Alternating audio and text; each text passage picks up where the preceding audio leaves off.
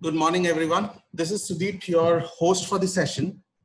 On behalf of the COE, DSNAI and K-Tech, I welcome you all to the AI Parley. The topic for this two-panel discussion is opportunity in crisis in this COVID times. We see perfect use cases for AI for good. I'm glad to share this is a 90 minutes session and it's a two-panel discussion session. The first panel is being moderated by Pankaj Rai, Senior Vice President of Wells Fargo. Some house rules before we get started. Please stay on mute all the time. And if any questions, key it in the chat panel. Over to you, Pankaj, to start the discussion on the first topic. Thank you very much, and good morning to you all, and a special welcome to my special panel this morning. In fact, I think it was only yesterday or day before that I realized that Friday is a holiday. So thanks for everyone who's logging in on the morning of a weekend where you should be sort of resting or spending time for family.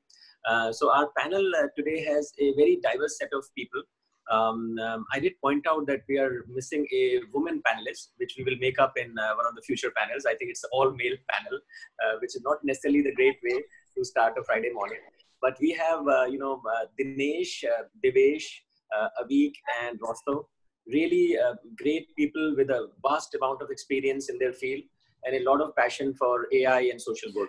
So what I thought I will do as almost like an icebreaker is maybe just request them to briefly, introduce themselves, and so that all of you get to know their background and what they stand for.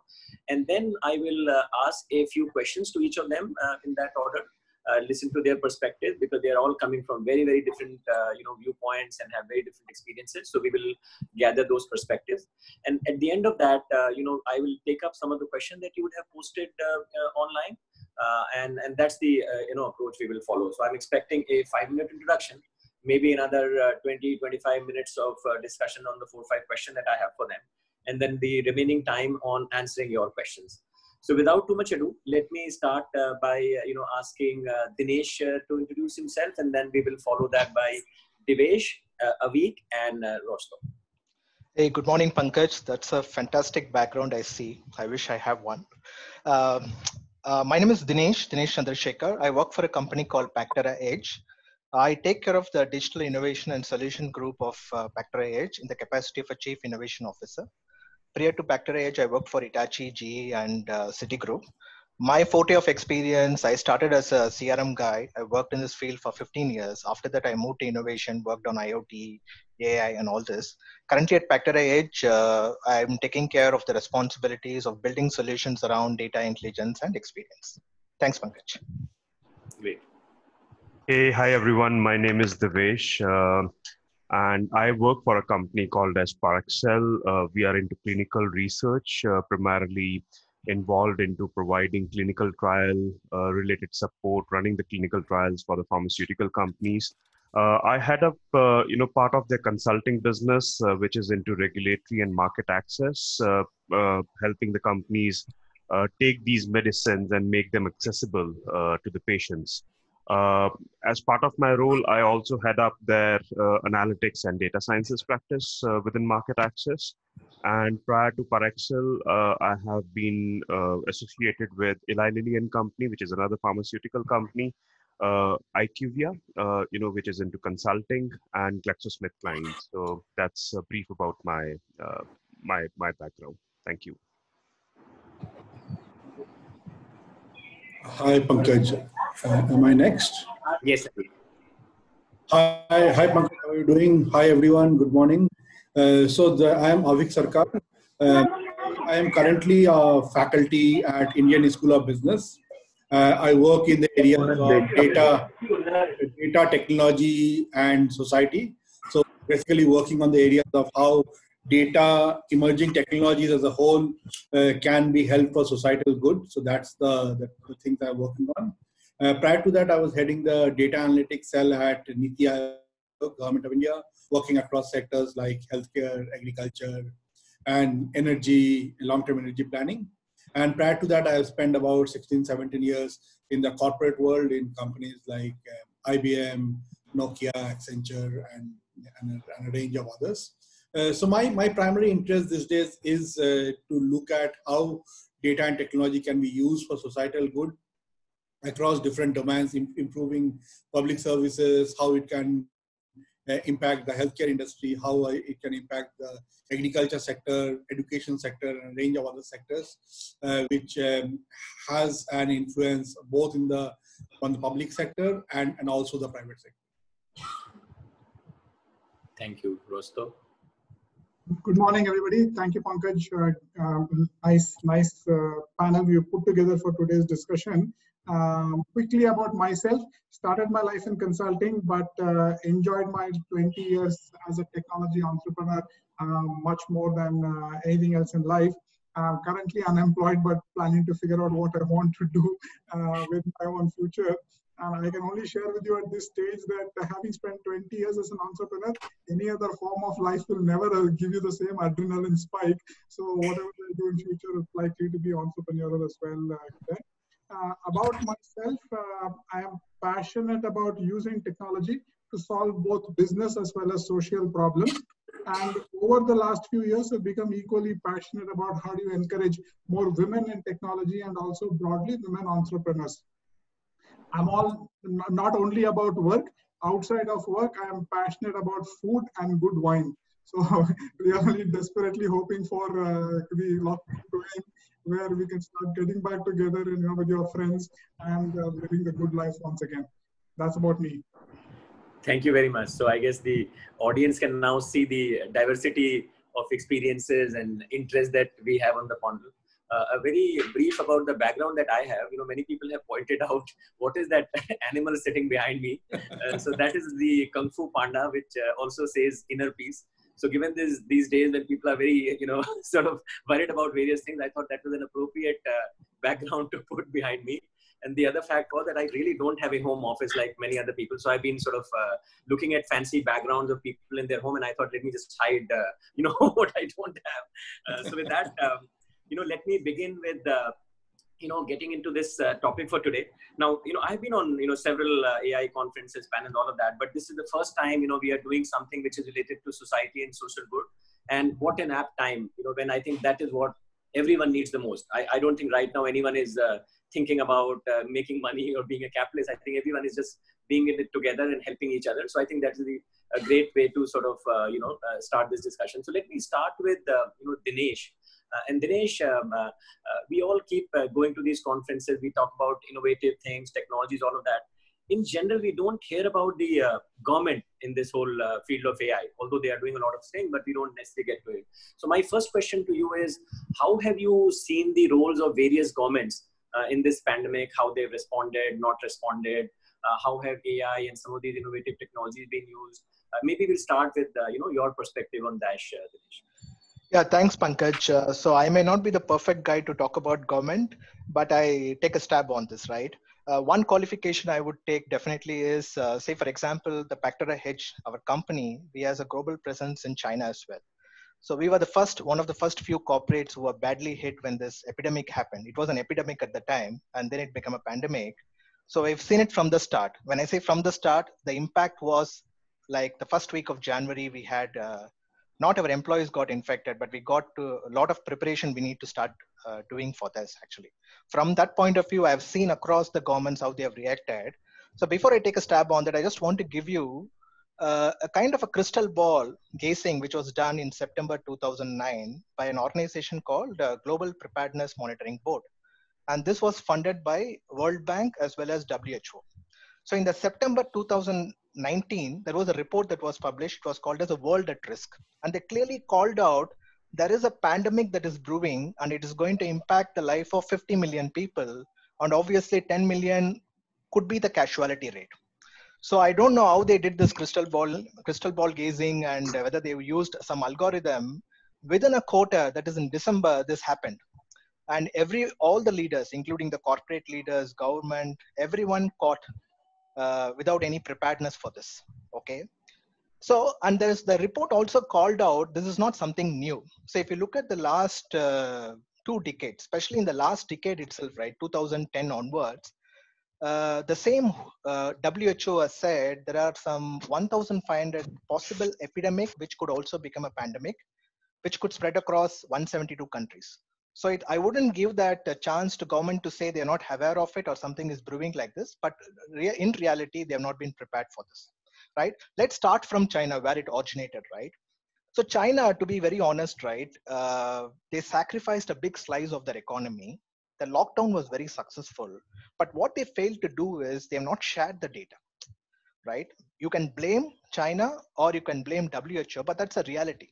So when China was going through this kind of a big struggle of getting onto their feet, where the other countries were really partying, for that matter, be it US or Italy or France, all these countries got affected. They were in a jolly mode. Most of them are enjoying the New Year use, extended parties, and all this. They're not seeing what is coming to them. So that's what happened to Italy, right? They're just 15 days or 20 days. If they could have started the lockdown before that, they could have saved a lot of the citizens, especially the senior citizens. And in Iran, we know that they have to release 100,000 prisoners from the jail. And the mass graves they dug, they could see it from the satellite.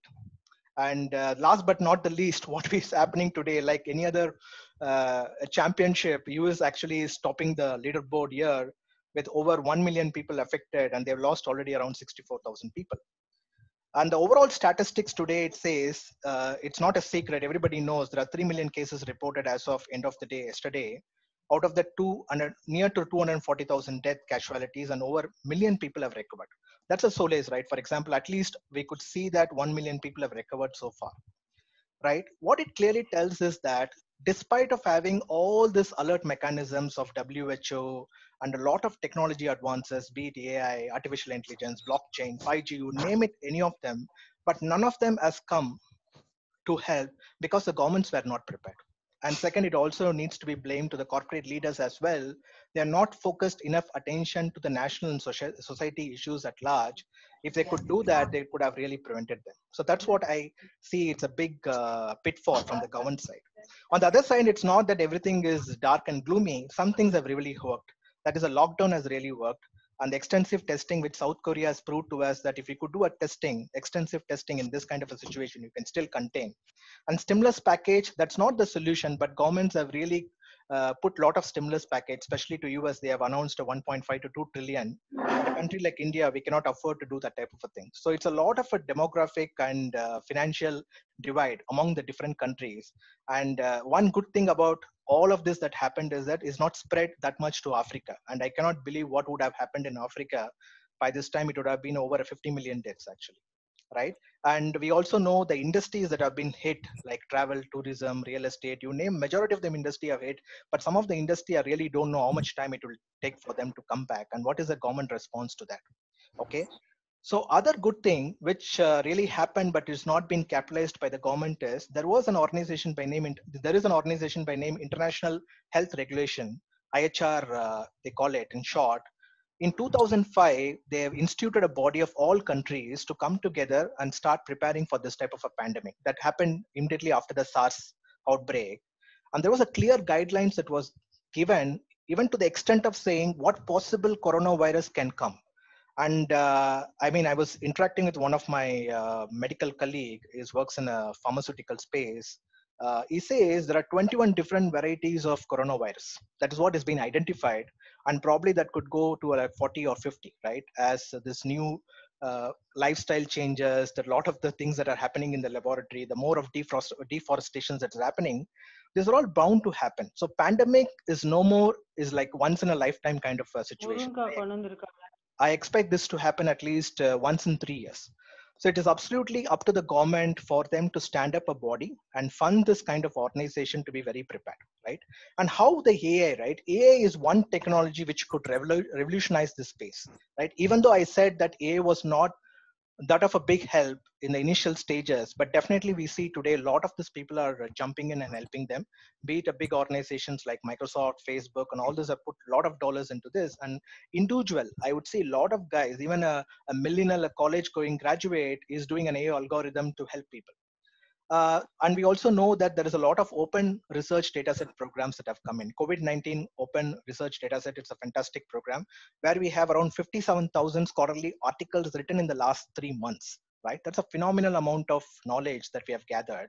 In addition to that, a lot of companies, including from the Alibabas and Tencent, who started early on this, they've given the neural network and algorithms for free, right? So these are some of the good things that are happening. But if you really ask me, are we prepared still? No, we are not prepared yet, actually. So I think it is a post-COVID situation. While everybody wants the economy to recover, I would also encourage both the corporates and government leaders to participate and create a forum where there could be enough of funding that is created to solve this problem, which would likely to happen every 3 or 5 years, right? I'll rest my case here and be happy to take any questions in the last.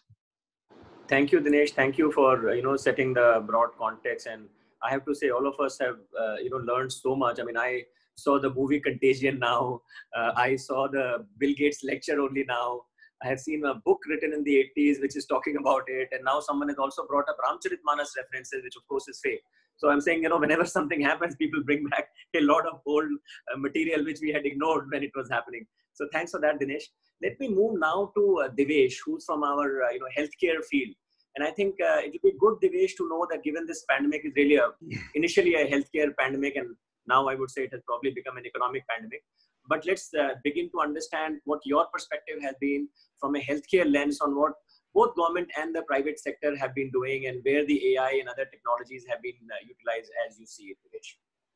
Sure. Thank you, Pankaj. And, very rightly put by you that this pandemic started as a healthcare pandemic and it's kind of converting into an economic pandemic. I think there is still some time, before it actually becomes an economic pandemic, because that can only happen once this healthcare element or the medical element of it is kind of taken care of. So if we look at the way AI has been playing a role from a COVID situation perspective, there are essentially, from a healthcare standpoint, there are essentially 5 different types of use cases that we see, or 5 types of different application areas that we see. The first one is more around detection or diagnosis of the disease. The second one being the tracking and analytics for preventive measures that are being taken.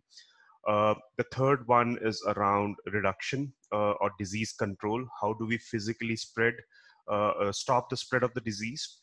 The fifth one, or rather the fourth one, which is the most important element, we hear a lot about it, is how AI is being utilized for identification, discovery of potential cures, treatments, all these vaccine related discussions that we are hearing these days.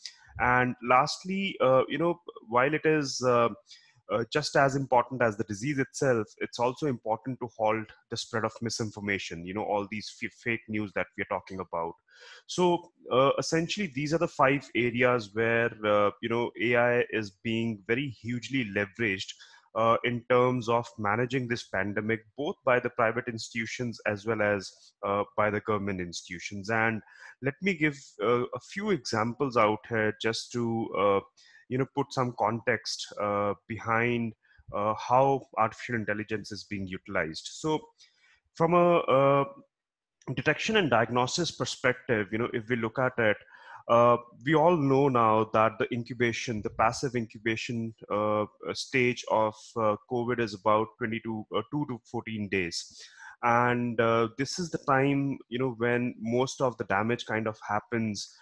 This is the time wherein a lot of that spread kind of happens, wherein the patient is not yet diagnosed with COVID, but he or she is carrying that virus in him or her. We do have infrared cameras and all those technologies which are helping us to detect, the fever-like symptoms. But at the end of the day, it would not tell us whether it's a normal flu or a coronavirus. And this is probably where AI is playing a role. So there are 2 ways where, the detection or the diagnosis of COVID is happening. One is the swab test. You would have seen these pictures on the TV, various articles wherein the swab, the saliva sample is collected using swab. And there's a particular technology around nucleic acid tests, which is conducted. and thereby the diagnosis of COVID is confirmed. Then there is a second element, and this is not where AI is being utilized, but I think there's a second way of diagnosing AI, which is using CT scans, and that's where AI is playing a very important role. Dinesh spoke about how Alibaba and some of the other institutions, private institutions, have utilized some of the deep neural network kind of techniques, and this is where AI is playing a very important role by not only increasing the patient accuracy or the accuracy per patient, but we've also seen a per image accuracy of about 98.85%. The reading time, which has decreased by 65%. Just to give you a number, the algorithm which Alibaba is using, and there is a company with which they are working in partnership, which is called as Infovision. It's a Chinese company once again.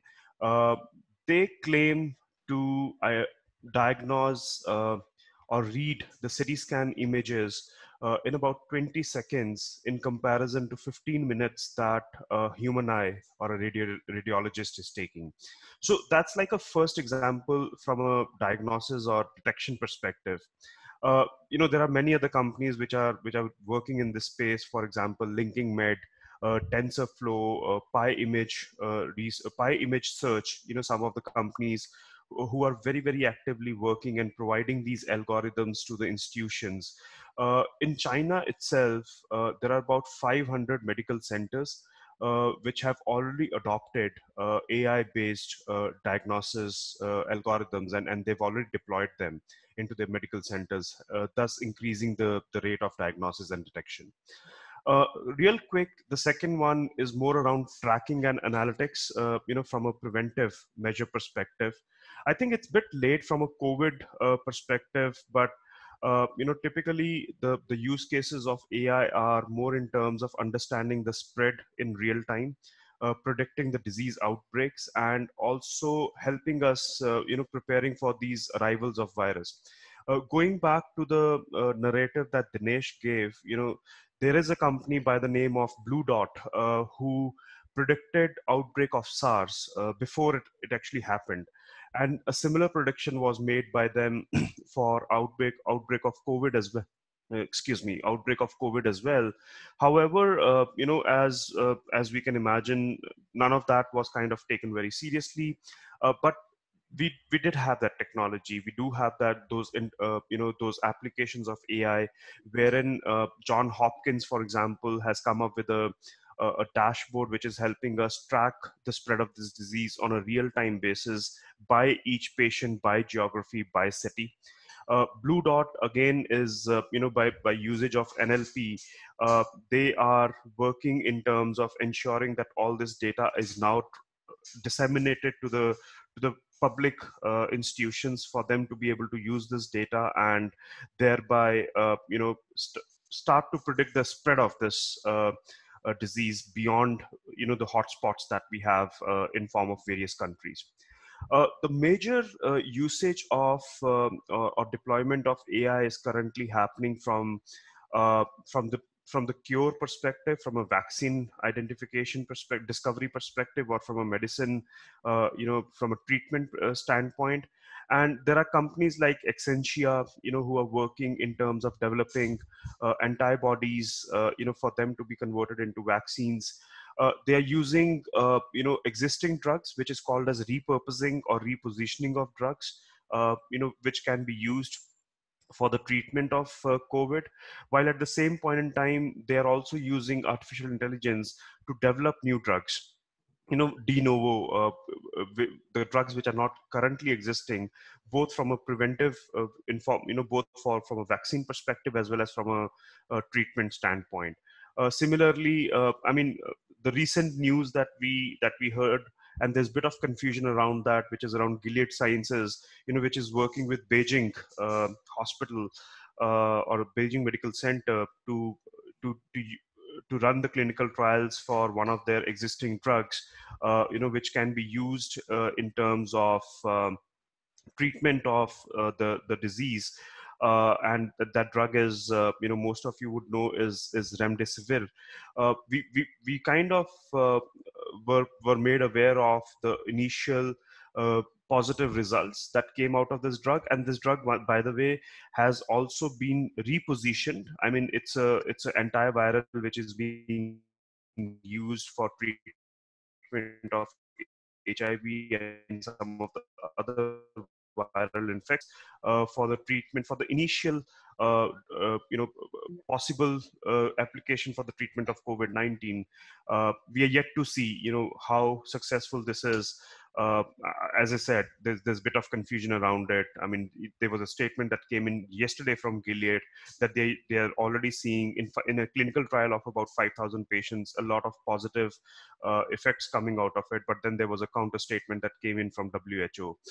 So yeah, I mean, a lot of use cases out here from a healthcare perspective, and then also from preventing the spread of misinformation from a fake news standpoint. Back to you, Pankaj. Pankaj, you're on mute. Pankaj, you're on mute. I'm sorry. Yeah, thank you, Devesh. Thank you very much for that insight into how AI and other technologies are being used. I think healthcare, all of us know, is an extremely important sector. In the US itself, 20% of their budget is spent on healthcare, and still people feel that they don't get the best quality. Same for NHS in the UK, and I think you go down the list, it's a critical function, but we haven't had such a big spotlight on that sector. So I'm hoping that this spotlight through the pandemic globally will focus a lot of energy, both public and private, and make healthcare more affordable to the last human being. And I see a lot of hope, a consequence of this pandemic. So thank you, Devesh, for that. I'll move on to Avik, and Avik has had a successful private sector career, but now devoting a lot of time on the government and social and some of those sectors. So Avik, while you can touch upon healthcare, because I know you are passionate about that, but you are also passionate about agriculture, smart cities, urban planning, many other areas. So if you could, enlighten us on your experiences and perspectives on some of those areas, beyond healthcare that Devesh highlighted. Yes, thanks, Pankaj.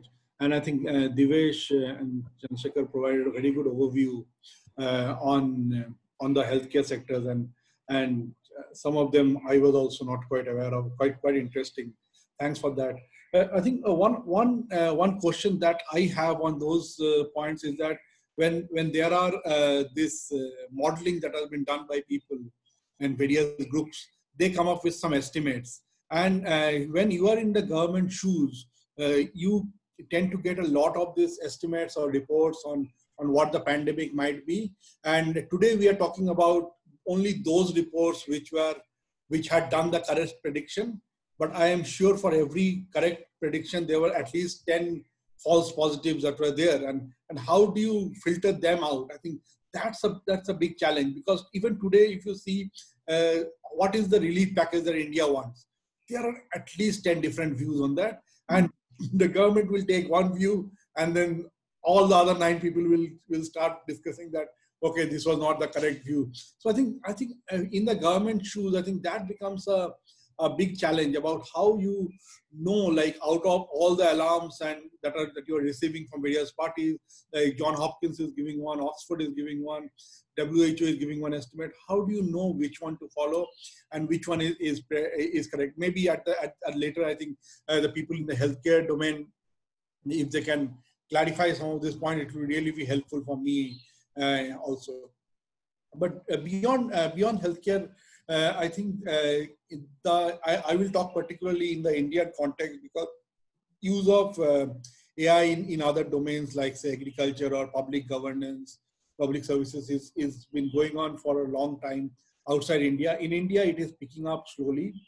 Like in agriculture, state governments are working with satellite imagery to suggest what is the best time to sow the crops, which has shown improvements in the results. And that has actually led to more than 10-15 agriculture AI startups in the country now, who are working with various state governments and central governments on those front. And this is an emerging sector. Some are monitoring the soil moisture condition. Some are looking at the harvest condition of crops, when is the best time to harvest. Microsoft and IBM, the big players, are also devoting a lot of time and effort on these services. So there is a big market for that, because the government has an objective of increasing the farmers' income, and increasing farmers' income will only happen if you have a fixed size of plot, and if your productivity in that plot increases. Like today, you are growing say 100 quintal in a certain fixed size field, and tomorrow you grow 120 quintal, maybe by increasing the fertilizers, increasing irrigation and other things. So those are important factors that comes in. And when he can get that 120 out of the same plot, then I think that will increase the farmer's income. Then there are a lot of other things also that are there, like how do you use this for efficient marketing? Like if you sell it to certain market, and not the nearest market, but if you go and sell it to maybe a market which is a metro city, you might get much higher prices. So there is a whole supply chain optimization and marketing aspect also that that ties up with these things, where a lot of AI and analytics has been used. A big challenge that we face in applying AI, and I think this is also applies for the healthcare area also, is the availability of credible data. When you have to apply, say, the type of examples that I was telling you, if you have to apply AI on a particular farmer, you need to know how much fertilizer the farmer is putting on the field, how much irrigation the farmer is receiving. Until unless these elements are known, you cannot do an accurate prediction. So I think that becomes often a challenge, because on an aggregate we might know that at a district level certain indicators are there, like on average on this district, maybe say 50% of the people receive irrigation, rest of the 50% are dependent on the rain, on monsoon. But then which 50%, which particular farmer? So we need to know a lot of these things at an individual level. And that is where a big challenge in applying it at an individual level. States like Andhra and Telangana have taken a lead in putting farmer level records, geotagging their plot, because once you geotag a plot and you know the exact polygon of a plot, then you can monitor it from satellite and see what the condition is. So you have to do also the infrastructure and to get a lot of these values in place, so that the real prediction can work on the ground. So though there is a lot of advancement being made, but I think there is a big opportunity that is still there, because digitization is very important before we can do AI. And if you see the fields that are adopting AI, like say financial services, say media and telecom, they already are on the digital platform. Once your data and processes on the digital platform, applying AI becomes very maybe the obvious next step. I will not tell easy, because still you have a big learning process, getting all the changes to be done. But I think still the whole process is not on digital, and the data is not on a digital platform. That brings another dimension of challenge completely. So I will rest for now. Maybe other topics I can talk of later. Thank you, Avik. And I think I'm taking away from you that this pandemic has almost forced people to stay at home and not go out. And even the government and the social sector, which was so far probably not as automated and digital, is being forced to do that. And I think that will be a great thing, that if they become digital and they capture data, the ability to utilize AI will get enhanced across the board, which I think is a good sort of side effect of what is happening around. Yes. So that's an interesting point, because I've seen, like, I was at Niti Aayog, and we have seen like all government meetings, like after I've left Niti Aayog, or when I was at Niti Aayog, when someone wanted to come and meet us, maybe in Delhi, they will come one day, they will spend only 2 hours for a meeting and then go back the next day. So for 2 hours a meeting, they actually waste 2 to 3 days if they're coming out from remote places where there is no direct flight connection. So I think now with this happening and government adopting this digital means of communications, I think that might happen the way of the norm. Like, see, the corporate world has already adapted it to the last, like when it's not necessary, you don't do the travels that are there until where say you need to be there for very crucial meetings. But I think in the government, that adoption was very low. all meetings meant only meetings in person. There was nothing like calls or dial-in and other things. Those facilities were not there in the government at all. Now with this coming in, those facilities are now important, and I think that will help the whole ecosystem. Thank you, Avik. So I'll now come to Rostov with a caveat that, we have seen that this health epidemic started to become a sort of an economic epidemic, and people believe that if it continues, it might become a social epidemic, and many other consequences, so on. So let me take you, Rostov, to what is the post-COVID world? What is your perspective of where we are headed? What are some of the changes that you see? And you've heard a lot of us, so maybe you are probably in the best position to sort of absorb what has happened so far and give us a way of the future. Pankaj, conscious of the fact that trying to speak after three experts means that many of the points you had in your list originally are now taken by others. So let me sort of come back with a few more. So the way I see how AI can contribute to a post-COVID world, and at least frankly from my perspective, I think this too will pass. In the middle of the crisis that we are in right now, it all appears extremely worrying, but I am confident humanity as a whole will overcome this crisis as well. And in that world, I see AI helping in the following areas. Firstly, I think there will be a massive social pressure on jobs and employment. And for many industries, the kind of work people were doing may or may not necessarily be available henceforth. Some industries will go through a really massive change, and therefore that will put an enormous amount of pressure on the ecosystem to provide new skills to people so that they can be relevant in a post-COVID world. I think AI can play a part in that, both at an individual level as well as at an organizational level. People can plan to say, this is who I am and this is what I know. The organization will say, this is where you need to go and what's the skill journey for you on a customized basis that you can take to be relevant in that post-COVID world. And by the way, if you agree to that and you click on it, it'll probably also give you 5 links on Coursera or Udacity or whatever content providers to say take these courses, and that's how you can keep yourself relevant for that post-COVID world. So at an individual level, and people can do this at a personal level also, I think AI can help people on their journey to pick up the relevant skills to be relevant in the post-COVID world. Secondly, I think AI can help governments target welfare measures during the recovery process to those who need it most. In a simplistic example, if you have the data of the GST returns of multiple SMEs over time, and I'm just using this as an example in India, but I'm sure the same thing is applicable in other parts of the world as well. For that business, you have GST data, you have the Provident Fund data of how many people they have, what are the salaries, and so on and so forth. You have lots of data about many individuals, many businesses there. AI can help the government target welfare measures, recovery measures to those that meet the government's important priorities. It is the government's political priority to say, I will support manufacturing and I will not support agriculture or whatever. But once the government makes its political welfare-based decisions known, AI can help target those individuals or those businesses that fall within the criteria that the government says there. Otherwise, for humans to eyeball all of that and ensure smooth delivery, zero leakage, etc., is going to be a lot more complicated. The third, for enterprises, I think AI can play a part in redefining both their customer journeys as well as their supply chain journeys. Some businesses will no longer be able to operate, at least in the near term, of how to of the way they were operating prior to the COVID lockdown. For example, there'll definitely have to be different ways by which movie theaters play movies, or things like that.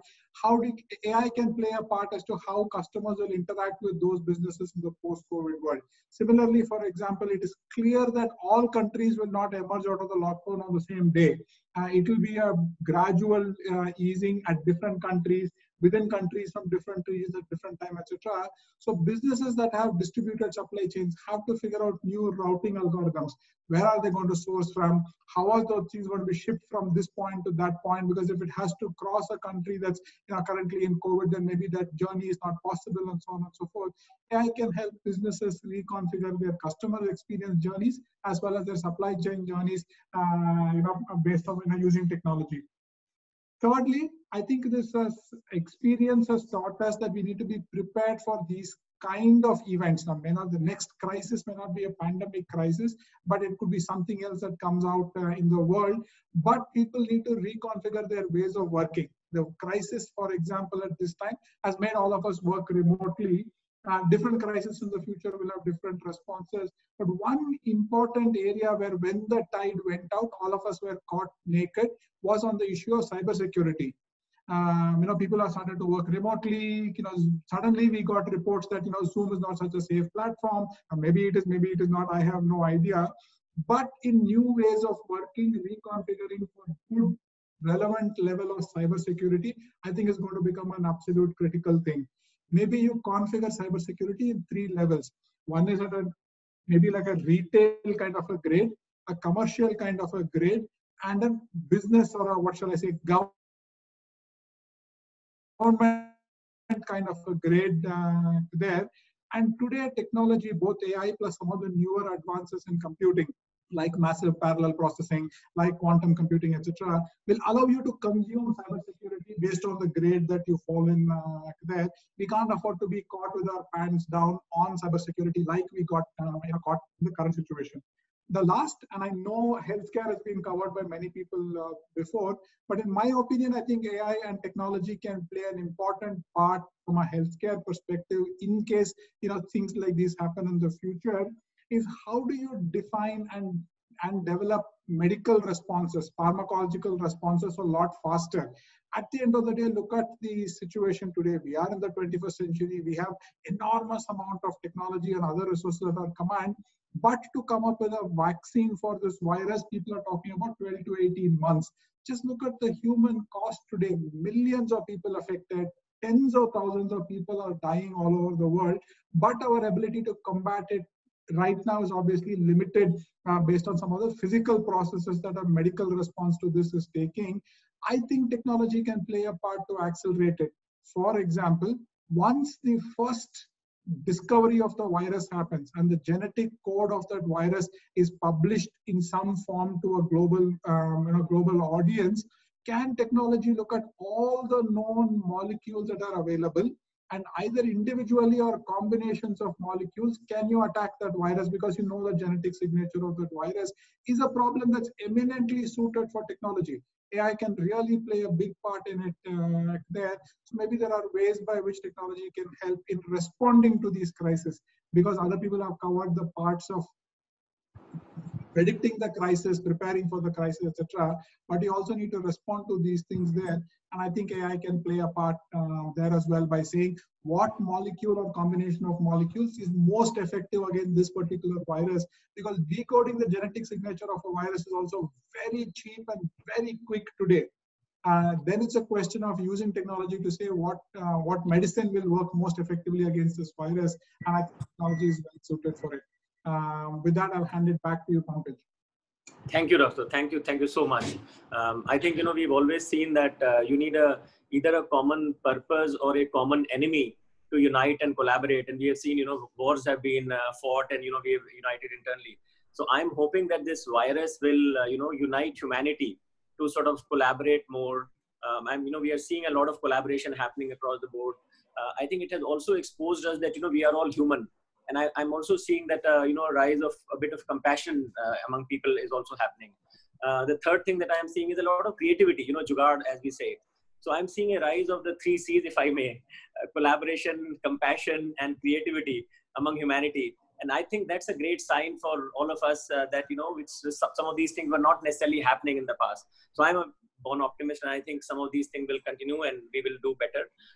Snehanshu, I think we have just 2 minutes left. I don't know whether you think we should take a question or two, or would you rather sort of get on to the next panel and we can take some of those questions toward the end? Up to you, or we can take a question if you think there's something over there.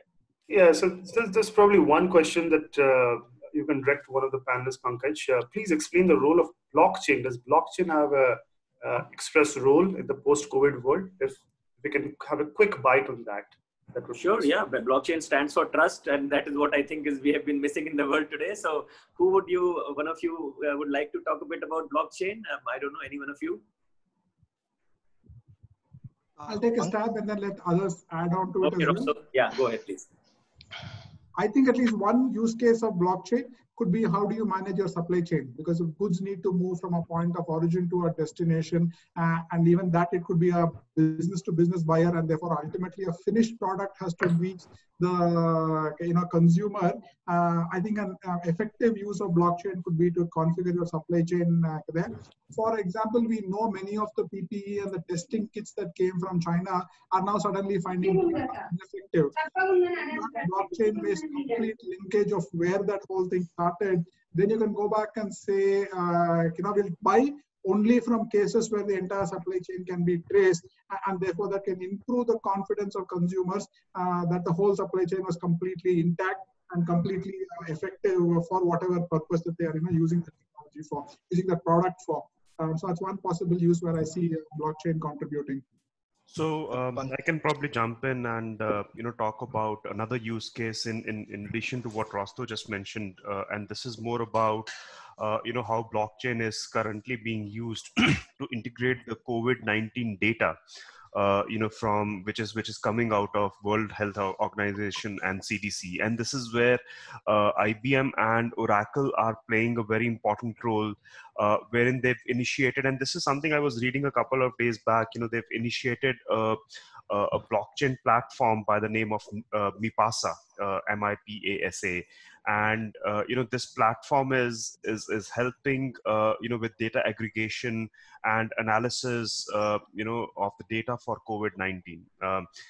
So what they essentially did was they brought all this data together from WHO, from John Hopkins, from CDC, and they are able to not only synthesize data from different or disparate sources of information, but they're also able to reconcile the data, taking into consideration one of the key elements that we spoke about, and I think Rosto touched upon it, which is about the privacy of the data. So once again, apart from supply chain example that Rosto just gave, data aggregation and data analytics is being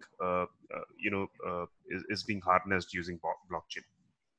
Thank you very much. I think when the world needs more trust, and I think blockchain is the answer to that trust question, and I believe there will be more and more such use cases that will come about.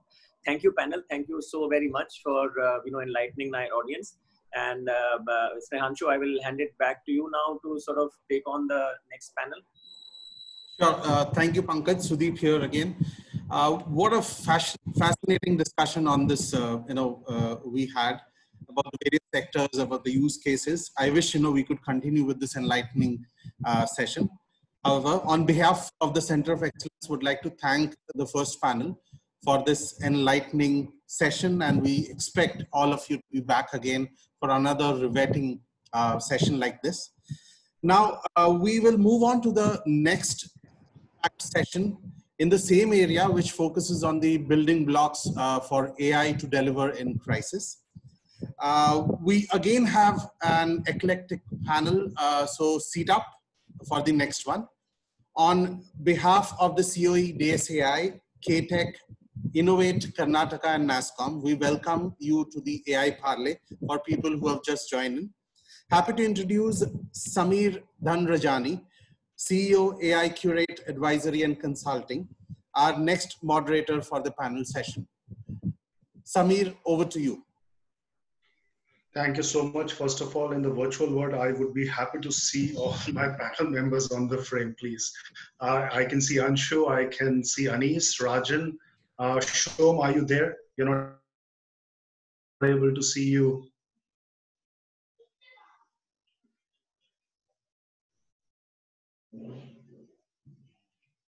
Okay, looks like I think Shom will join soon. I think Supriya, if you may please get in touch with Shom. I think he has a link, but I think in case you can get in touch, that would be great. Meanwhile, I think I was hearing the first panel discussion led by Pankaj and a great set of panel members. And I think what I could infer from the panel discussion was more about the areas in terms of AI in public services, AI for good. But I think just to do a kind of a continuum, what I think this panel would be good at and great at would be doing in terms of really putting up some kind of a code template or a playbook in terms of how do we put AI in terms of strategic areas to focus from a putting up in a successful manner. Because there is a situation today, there is a stalemate, there is a pause, there is a kind of ambiguity in terms of how do we proceed in terms of the projects, engagements, assignments on the AI, and whether strategically what I'm doing as part of building the organization to the next level through AI, should I need to pause? Do I need to kind of maintain the same pace, or do I need to kind of take a different pivot? I would say pivot in terms of a strategic approach. So I think before we start, I would like the panel members, themselves to do a quick introduction, please. Anshu, to start with you. We've got Shom as well. Great. Sure. Thanks, Amir, and good morning, everyone. It's just great to be here. Of course, like the new normal, but I'm so delighted and grateful that in these times, also NASSCOM is kind of binding people together for some meaningful conversations that are very relevant for this time. So, quick introduction about myself. My name is Anshu Sharma. I'm a managing director at Standard Chartered Bank, and I head the retail technology products vertical. In my prior life, I've also spent a lot of time with the technology companies, with the top investment banks in the technology space. And I've also set up AI and data science center of excellences for some of the top companies. So the topic is, and the subject is very close to my heart. And of course, in today's time more than ever, it's very, very relevant, and looking forward to engaging conversation. Thank you. Great. Anis, over to you. Hi, everyone. I'm Anis Merchant. I lead the global business for Course 5 Intelligence. My role at Course 5 is leading the vertical of digital and applied AI. Been in with the industry for a little over 23 years now. It does sound old, but in 23 years, none of us have seen what we are seeing today. So definitely the impact of AI is going to help us navigate what we are seeing today. So hopefully we'll do our bit and try to share our perspective as we navigate through this conversation today. Great. Rajan, over to you. Hi, Samir. Good morning. Good morning, everybody. Happy to be part of this panel discussion today. My name is Rajan Cerumen. I am the CEO of LatenView Analytics. We're based out of Chennai, but I live in Bangalore, so I'm joining you from Bangalore today. I've been with LatenView for the last 4 years, initially in the role of Chief People Officer, and for the last year at the helm of affairs. My past experience is with Accenture, mostly about 20 years, and then about a year and a half with KPMG. It's part of the strategy and management consulting practices at KPMG, running their forensic practice for South India. Happy to be part of this discussion, and I look forward to exchanging some views. Awesome. Shom, over to you. A quick introduction, please. Hi, folks. Good morning. Indeed, really a good congregation of thought leaders in this panel. And when this testing times, this is all the more important. My name is Somendra Mohanty, short form is Som. Spent a lot of time and years in the corporates, TCS, Infosys, Mindtree, Accenture, and LTI, L&T Infotech. Very recently joined Tredence, a specialized data analytics, data engineering consulting firm. Happy to be here and engage in further conversations. Wonderful. So I think we have the panel going. So I think what you could see unique about this panel, we have a good mix of the leaders who have a kind of tons of experience on the provider adoption, consumption, as well as the side where they've seen how AI is implemented and how AI is set up for success, if I may call it. But they would also be able to share the bumps, what comes along the way in terms of the journey.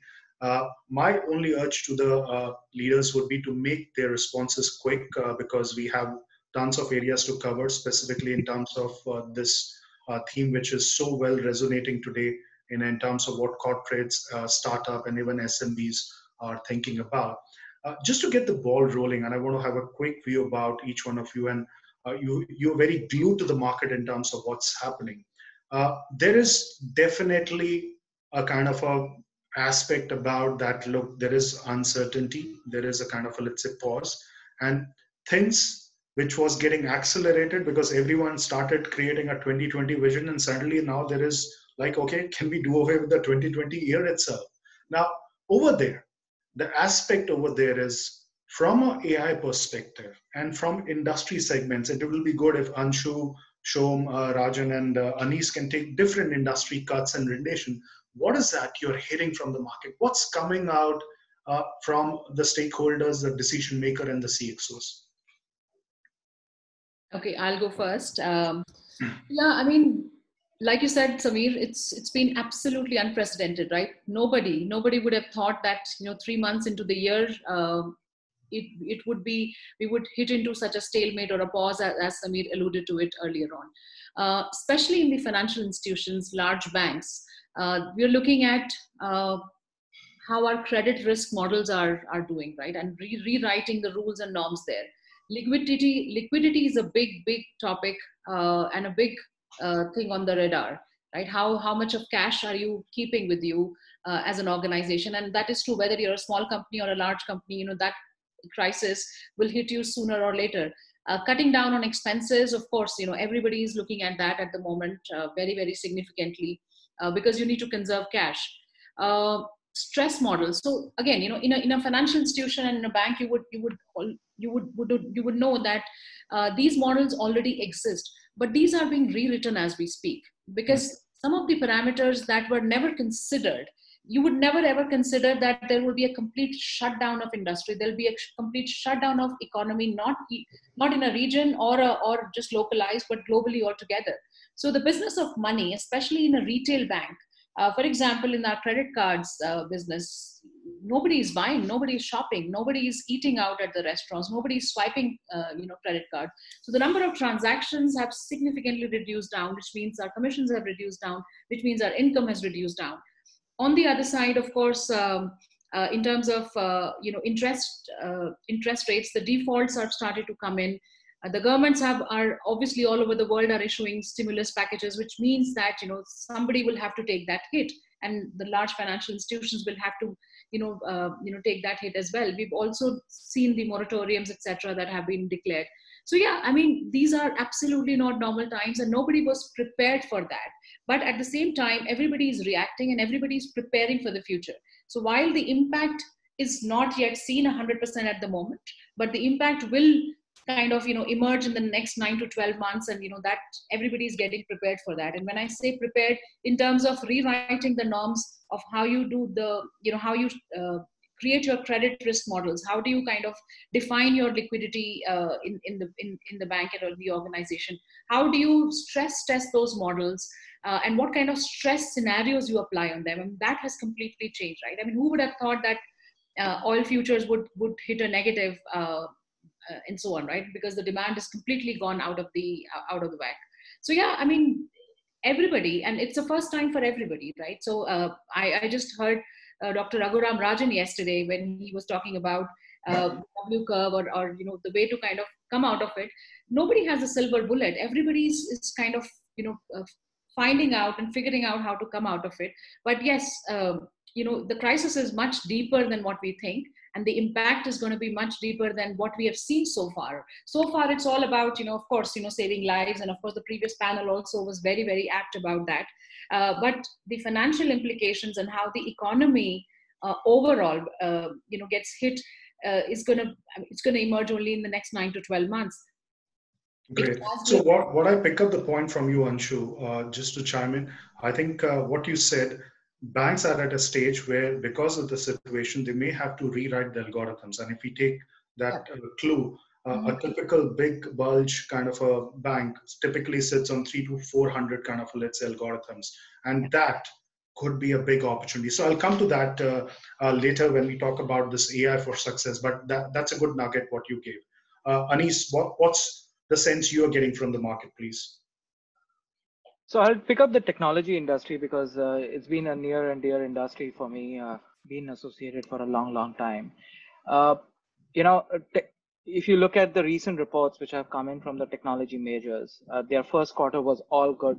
When I say first quarter, the first calendar year, and they have all given estimates that the future quarters are going to be a challenging one. But if I give you a little bit sneak peek what's happening, because of these large business conglomerates or large technology companies, they have variety of business models. It's not just one stream which they are focusing on. They have to rewrite their entire playbook of what they want to focus on in the next 3 months. And people who were planning for 2020, 2025 have now started planning for a month or a quarter. What are we going to do for the next 3 months or next not even 6 months, next month and next 3 months?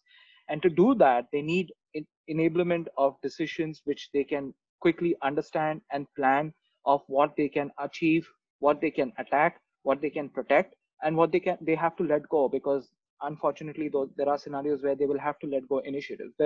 So even in those large companies, I am seeing stalling of initiatives, stalling of aspirational programs or critical programs which were supposed to come out and be the game changer for them have been stalled completely. So those are the dynamics which are building up. But I just want to kind of share one thought. People are looking at two circles which are kind of overlapping with each other. One is the circle of influence and circle of disruption. Circle of disruption which is not in their hands, and circle of influence which is there in their hands. So how they can interplay, and right now we all, and even the industry or the world as a whole, the circle of disruption is getting far more bigger every day. And the circle of influence is becoming very small. And circle of influence is something which you can control, and circle of disruption is something which you can't control.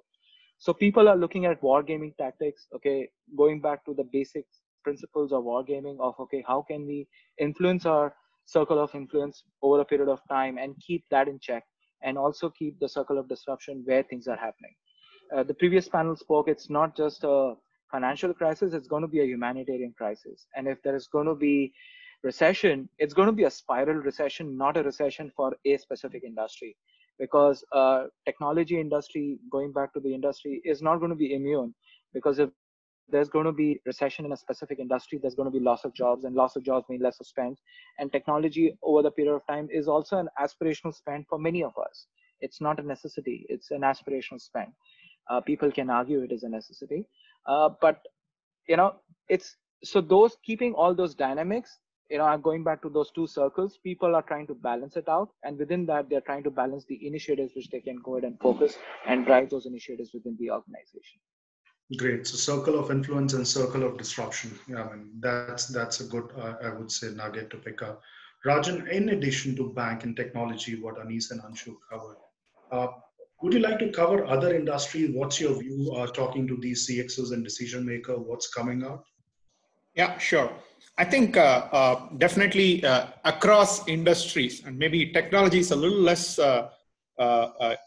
impacted by this, we do see a significant amount of pause when it comes to experimentation and proof of concept type of exercises. I think there was a greater penchant for undertaking more experiments in the past. So right now, the focus is more on any initiative that we take up. Can it give immediate return on investment? So that's been the kind of focus. And I see that this will be prevalent at least for the next couple of quarters. As people start getting used to the new normal and accepting the new normal, I think there'll be a greater revival of interest in terms of more medium-term and long-term initiatives. Specifically in other sectors, in retail and CPG and manufacturing, supply chain is a huge topic of interest. Everybody knows that there are going to be large supply chain disruptions because of not just closure of factories, because these factories might reopen and many countries are attempting it, but there are going to be potentially logistical barriers, trade tariffs, other kinds of challenges as well. So even if the factory is functioning, your ability to get the materials and goods into your assembly units, that might be a big challenge. So everybody is talking about how do I increase resilience in my supply chain? Does it have to happen by identifying alternate suppliers, looking at local manufacturing, for example, right? These are some of the topics that are coming in the supply chain. Secondly, the whole concept of trust, and this is mentioned in the last panel discussion as well. Trust is something that can be engineered in several ways. A typical trust model could be one that is based on a relationship. A relationship model is where people are interacting in person, one-on-one, and therefore you know the person intimately, and that's how you have trust. When I say trust here, this trust could be between a consumer and a company, between an employer and an employee. It could be between citizen and the government, right?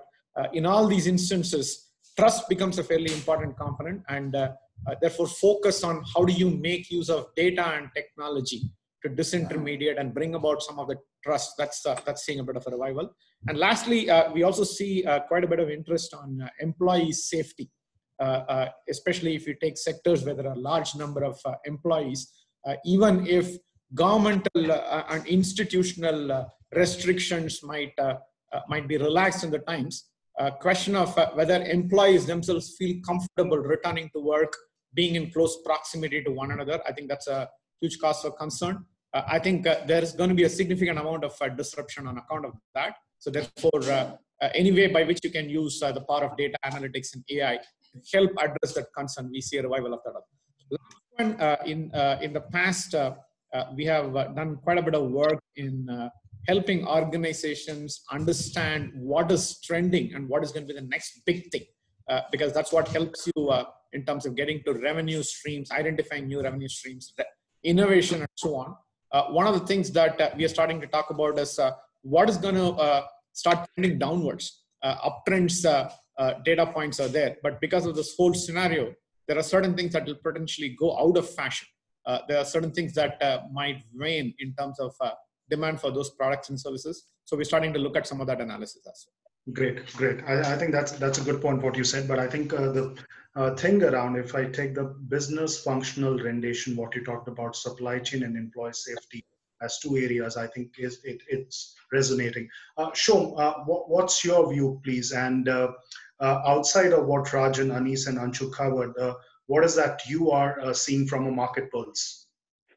Samir, I'm agreeing and also slightly disagreeing with my So the discussion cannot be completed if you don't have a contrarian view, and that's why they put you on.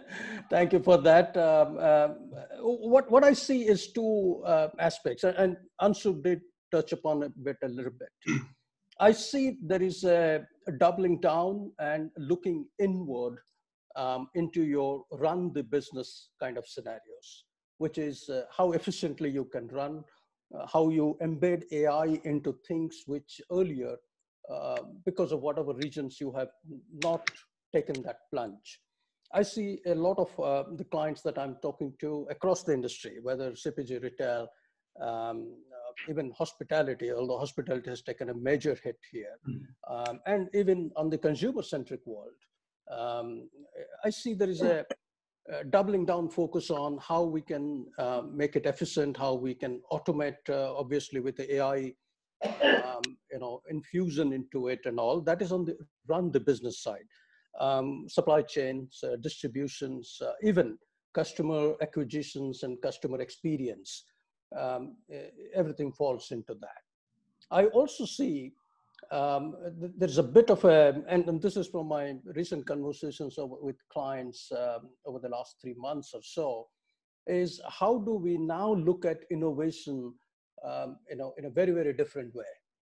Of course, the spending there, with the budgets being very minutely watched and observed, and like Rajan said, ROI, many of our clients are asking for, can we do some outcome-based engagement models in there, and look into how do we experiment, how do we innovate internally with those things. And I'll give you some specific examples.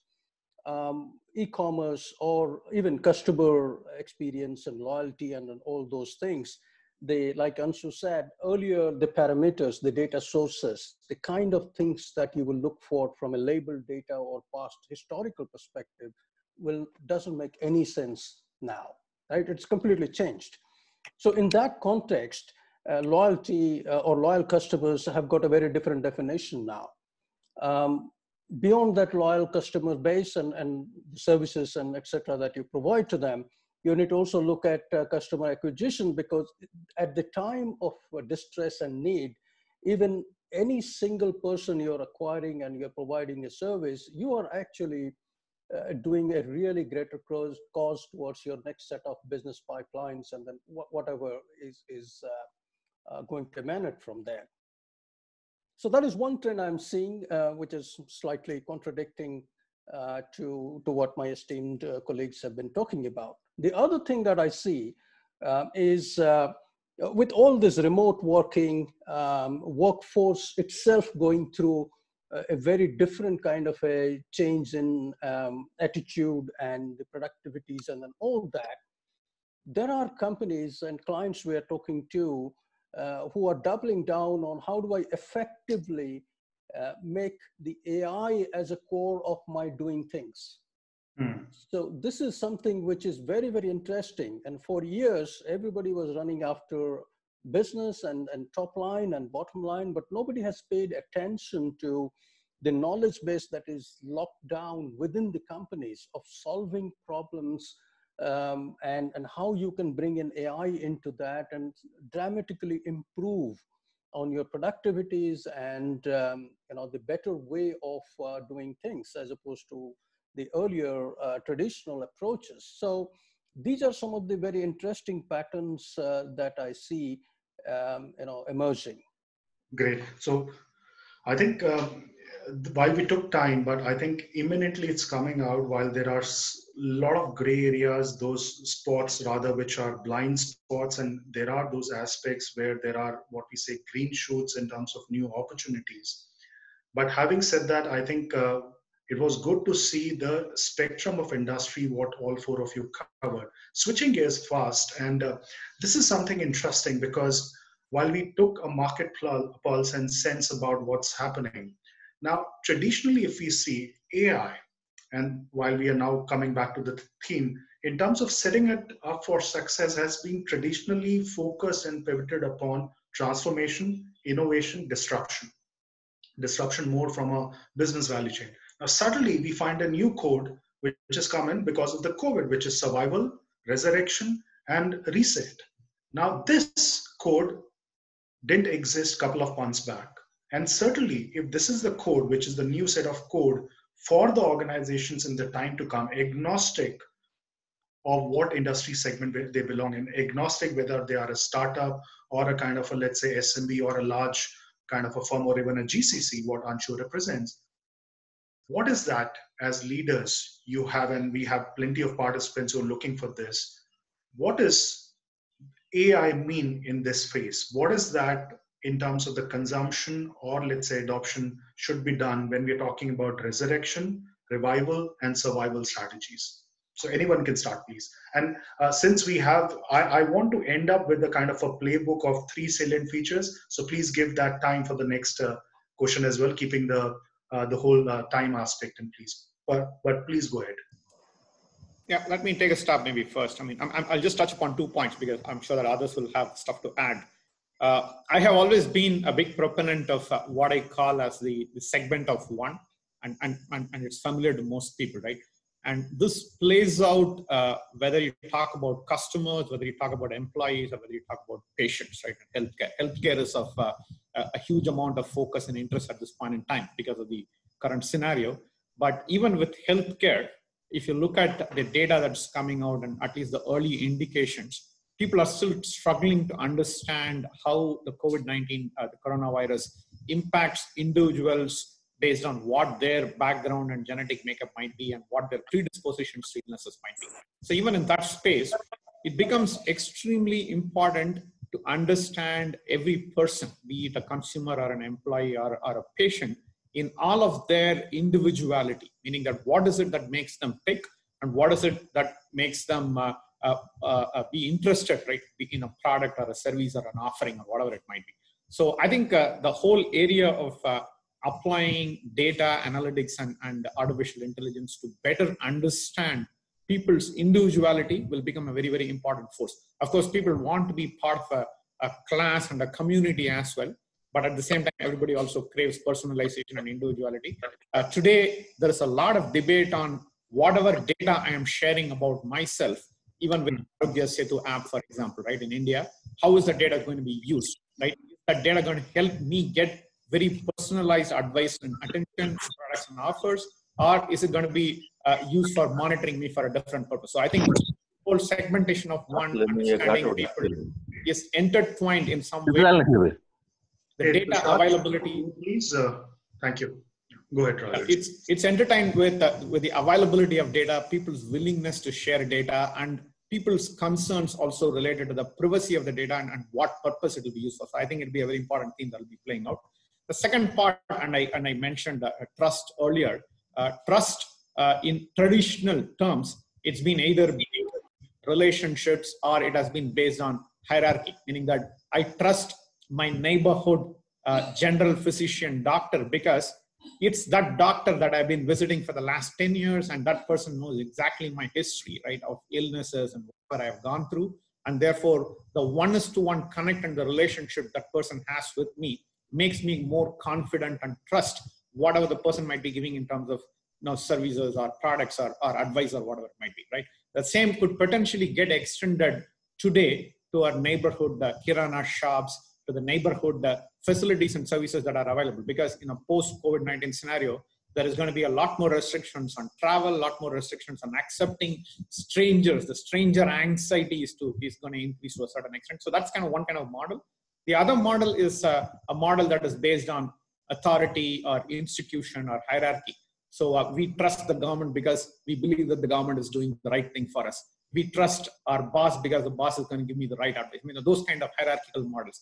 I think the ability to blend these models with models that are based on data and technology. I mean, in other words, blending artificial intelligence with human intelligence and therefore creating a larger quotient of trust in the equation and the system. That again will be a very important aspect of how things play out in the times. Wonderful. So segment of one, trust and authority. Great. Anshu, your points, please. Sure. Yeah, so I think totally agree with what Rajan has said. It is going to get as personalized as we can think of it, right? So, for example, in in the previous segment, I talked about all gloom and doom. That yes, we are all kind of revisiting, rewriting the rules, etc. But there is the upside as well, right? I mean, the upside is the opportunity that AI and digital transformation brings out in this day and age. In this day and age, if you are in the retail business, whether you're a bank, selling your products, or whether you are a FMCG selling your products, you no longer have people strolling in and out of malls where you can directly market to them and so on. So your marketing tools have gone digital completely. Your customers are also have enough time. Earlier, companies were trying to get so much of digital footprint coming into their or traffic they were trying to invite, but the traffic is now coming because they have nowhere else to go. And the amount of time each one of us and also our potential customers and everybody is spending digitally is significantly gone up. So you have that stickiness is there, but now it's about how do you monetize that? How do you get that converted? So your digital strategy, your marketing strategy is changing, and there is no better opportunity than now to apply those analytics models or AI models to kind of attract customers. So we've seen, for example, this is a live thing, right? Our brand branches are operating at half the staff. They are operating at half the hours across the world, and we don't have walk-in customers. We no longer have kiosks at malls, etc., where we would attract customers and so on. So those traditional ways of marketing and reaching out to your customers are completely over. So in today's day and age, I would, as a customer, would also be interested to get something personalized for me, right? It's no longer about community. It's no longer about the demographics of gender, of age, of the type of urban, rural, etc. Because everybody's. So I think those kind of models, if we can leverage on, they are hugely successful. We've seen already that our digital campaigns have gone up, and the responses are great as well. They're great than ever. Right, so we are converting customers digitally and very, very quickly, and they are interested as well. So right from campaign management to also upping your marketing game in the digital world now is very, very important. And that's where AI is helping, and there is a serious opportunity that I see there. Great. So digital response has gone up. So I think that's a Significantly. good nugget to kind of take. Anis, what's your perspective? I think just adding on to Anshu and what everybody has said just right now. You know, taking the outside perspective, and if you look at it within the organization, what I'm seeing is that AI is enabling organization to orchestrate couple of themes, which is speed to market, speed to reaction, and speed to change within the organization. Today, when we work with large organizations, it takes them time to move, react, change, or drive things better. But with AI now, they are able to go ahead and move fast, orchestrate things within the organization pretty quickly, and also enabling them to scale and manage scenarios which are developing every day, whether it is in supply chain, whether it is in sales, whether it is in marketing initiatives. And this is enabling, and it's mostly what Rajan said, it's about that augmentation. The augmentation of AI with the human intelligence is really propelling organizations to survive better. So that speed which is required right now, although the world looks standstill, there is speed which is required also to react pretty quickly. And AI is enabling organizations to take those decisions and enable those decisions pretty quickly. So that word speed is very fundamental here because speed can be taken. Speed to market is pretty standard, but it is not in this scenario. Speed is required in a pretty fluent way because lockdowns or no lockdowns, things can rapidly change for organization. So whether it is changing digital marketing initiatives or whether it is looking at supply chain, because it's not necessary all digital platforms are also performing the way they need to perform. It's not necessary like your typical ads. Most of the advertisement is not behaving the way it needs to behave because consumers are not clicking on platforms. And when Rajan spoke about trust, consumers are also going on platforms which they trust. They are not going to go ahead and experiment with new platforms, or they're not going to experiment with new uh, data points to go ahead and enable or drive their information because that trust factor is still not built with newer platforms and newer technologies. So like we saw a recent news that Facebook is again seeing an uprise in the usership, which probably has come in the last couple of months. It's because that trust, that innate trust of Facebook, because of the variety of platforms are there, people are going back to Facebook because of the trust they may have within the platform. So that speed is critical, and what I see largely is AI is enabling organization to pretty quickly move, change, and react based on what the scenarios are helping them in various forms within the organization. Building speed and agility in the operating model. Perfect. Shom, over to you. I would give a slightly parallel view. In my perspective and what I see across is the essential unknown, which is what is we are all contemplating about, is going to become the norm. And what does that really mean is our ability to model, remodel, again remodel, and hence the agility is going to become extremely, extremely important. Because the way you had looked at data in the past, the way you had crafted your strategies around algorithms or go-to markets or segments or hyper personalizations, all of those aspects are going to be changed or redefined. And that's why I'm saying these are essential and these are also unknowns. And hence a company needs to pivot itself more around agility, more around every single data point means something different now. The other aspect of it is going to be experimentation and innovation at the core of it.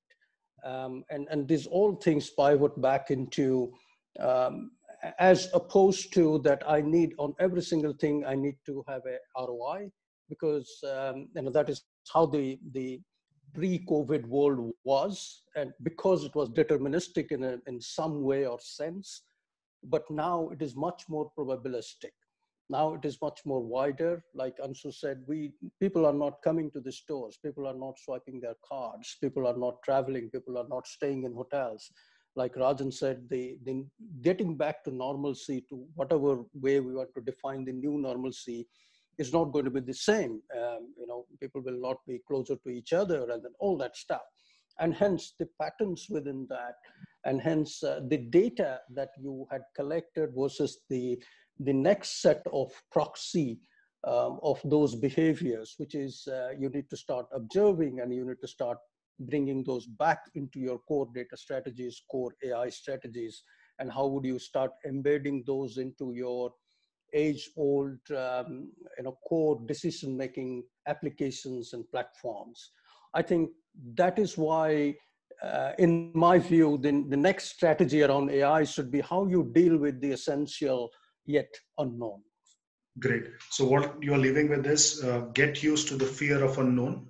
And if you aren't, then start watching the Conjuring series more often. I think, okay, great. That's just an analogy. I think now synthesizing, I think that's a great set of insights and perspective all of you touched about. And given the time what we are left with, and I just want to have 3 strategic focus area. Crisis being at the fulcrum, we all know that today. 3 strategic focus areas where AI can deliver, or rather how AI can deliver for success. Those 3 strategic areas, please kind of itemize and say that, because what we would like to leave for the participants would be those 12 nuggets coming together as part of the wisdom from 4 of you, please. So anyone can start. 3 strategic areas. And just say it, 1, 2, 3, that's it. Let me take a crack at it.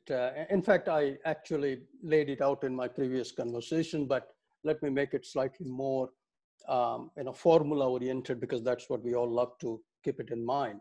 So the first one is your innovation now has got a very definitive purpose. So I'm sorry, because we don't have time. So please say 1, 2, 3. So because that's where I think I can see some of the participants penning down. So that will be really good if you can just itemize that, please. Yes. So the first is innovation with a definite purpose.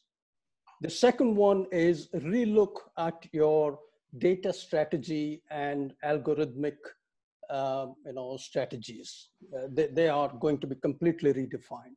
The third one is your go-to-market and mostly your services or products or offerings now need to take a hyper-personalization into the context on everything that you do. Awesome. These are the 3 I would put it. Great. Awesome.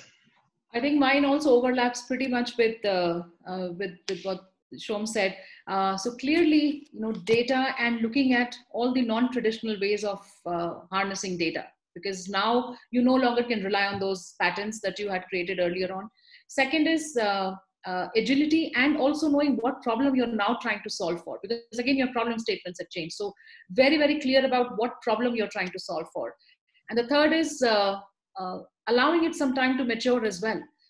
You can't, because AI cannot, there is no silver bullet that, you created a model and you, because typically to get a good sense of or output out of model, you really need to train it and churn it with a lot of data and train it. But now you don't have, because there has been a reset and now everybody's starting from the same start line. So allowing it time to mature as well. Great. That's good, Anshu, allowing it to mature. Okay, Rajan, please. Yeah, my 3 points would be to focus on initiatives that increase the resilience of your organization model. Focus on initiatives that increase the amount of trust, like I said earlier, right, between the different constituents. And the third would be to focus on engagements that are going to increase safety in the system, right? And these kind of like play out to the different constituents I talked about. So in some sense, any initiative that you pick up, evaluate against these 3 parameters, saying that is it helping me increase the resilience or the trust or the safety in the system, right? And if the answer to that is yes, then go about defining the problem set and the use case, right, in the best possible manner so that you can pursue the initiative. Excellent. Anis, you're the last one. Sure. The toughest one, because everybody else has taken the points, but I'll try my best. So the first one, I will go back to my 2 circles. One is the circle of influence, which is how can you go ahead and build on your strengths, which is critical, and how can AI help build on your strengths further. The second is the people aspect. There is a playbook which is being rewritten across the organizations and across the industry about what are the new skills. People were talking about new skills for a long time. Now it will be more relevant. So how do you treat your people and manage people very differently from a skills, from a management, and from a career perspective? And the third thing, which is critical, is what do you have to let go? Uh, while you have your circle of influence, what are the areas where you will have to drop? And this means whether it is AI, whether it is technology, or whether it is data. So it's almost giving up a part of your body or giving up a part of your organization, which you will have to let go, which AI can help define that. And that should be our strategy playbook. So those are the three things. Wonderful, letting it go. That's great. So I know we would have loved to continue because this is one theme which essentially, while there are various dimensions, but I think great of all of you, all four of you, given the time constraints, were able to kind of almost get the 12-point kind of, let's say, playbook.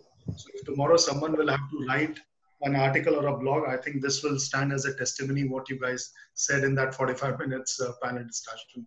Great. Snehanshu, do we have time for a question or two, or are we good?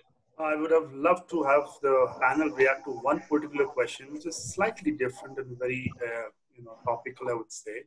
How AI can help Indian government resolve the migrant labor issue? Is this too abstract, or is this within the remit of AI?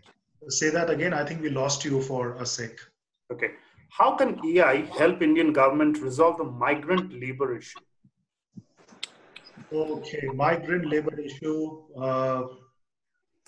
How Indian government can solve it? Anyone who wants to take this? Actually, it's a little controversial, but the data is already out there. With the use of phone, all our GPSs today tell you, like Arogya Setu is also trying to understand and tells you whether you're safe or no. So whether it is labor or whether it is us as individuals, we are able to track and we are able to manage situations. Now, if I just look at the maps can tell you what are the red zones, what are the green zones within a city, within a state, or within a country specifically. So if a government has to think about AI and really solving the problem of migrant issues, I would say using the power of data and the classic traffic management or the supply chain management principles, you can easily navigate that. Yes, you can't go ahead and stop somebody, because if they have a motive, as human beings, if you have a motive to reach a destination, we would do it. But how do you enable them to reach it in a safe, sound, and a better systematic manner? I think that's where AI can really help government institutions. But data is there. It's not that data is not there. It's just that how do you smartly go ahead and use it? Yeah, I totally agree with Anis that the data is there, and it's about the intent. So if you really intend to solve that problem, it's a pretty solvable problem. Now it's obviously we are in a reactionary mode. And again, just to scale it down, of course, we are talking at a country level, a country of 1.5 billion sort of population. But scale it down, most of our large organizations, when we are distributed companies, geographies, locations, etc. Just the way in any crisis, a call tree or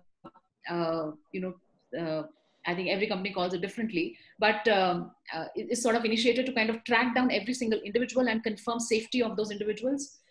It's pretty much the extension of that, and the data, is key to this, and the data is available. So the government, of course, needs to collaborate with telco companies and through all of these apps and so on. But it can be. It's just a solvable problem. Great. I'll just add to that. I was reading some article on this migrant labor issue. I think, and I'll also flip it off the overall 28.2 million migrant workforce, which have kind of come in from UP and Bihar, which are the two big kind of, let's say, states. And specifically, this 28.2 million workforce have been employed and deployed predominantly in NCR, Bombay, Bangalore, and Chennai. The challenge is 28.2 million workforce, almost 80% of them had Jan Dhan accounts. Now, Jan Dhan accounts, the government made it mandatory to kind of infuse that money every month. 54% have only got that money in their accounts. So I think if AI can first find out what can be done to safeguard their livelihood before they return back to normalcy, that would be great. But I think that's a kind of a, let's say, data points we should establish in terms of how AI could be set up for success. And thank you so much, Anshu and gentlemen. I think this was riveting in terms of a discussion, very thought-provoking. And what I still carry will be those 12 kind of key nuggets what you gave as part of putting up a new code and template in terms of setting up AI for success. Thank you, NASCOM, for organizing this session. Thank you, so everyone. much. Thank you, everyone. Thank you all. Bye-bye. Thank you. And this Bye-bye. was a truly inspiring discussion. It was a very clear from both the discussions that we can say that when business worldwide go through a major recovery process, smart decisions powered by AI will go a long way and in gradually bringing back normalcy. So this will be a not easy by any account, and many of these choices will need to make in light of rapidly unfolding scenarios. And with that, I would like to thank all the participants, all the panelists, and our moderators. Thank you, everyone, and bye till the next time. Great. Thank you. Thank you. Thanks, Bye-bye. Thanks, Anis, Rajan. Thank you. Bye-bye.